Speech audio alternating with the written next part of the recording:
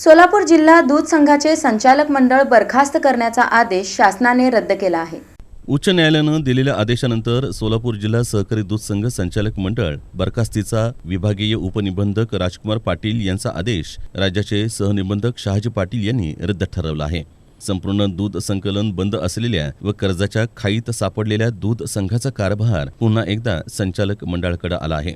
सोलापूर जिल्हा दूध संघाची दयनीय अवस्था झाली आहे। आर्थिक अडचणीतून सावरण्याकरता संचालक मंडळ दुर्लक्ष करीत असल्यानं दूध उत्पादकांचे पैसे मिळत नाहीत। संघाच्या कार्यालयाकडे पदाधिकारी फिरकत नसल्यानं प्रशासनातील जबाबदार कोणीही दूध उत्पादकांची गाऱ्हाणी ऐकून घेत नाहीत। यामुळे दूध संघ बचाव समितीनं संचालक मंडळ बरखास्तीची मागणी केली होती। संचालक मंडळ बरखास्तीची कारवाई सहनिबंधक राजकुमार पाटील यांनी केली होती।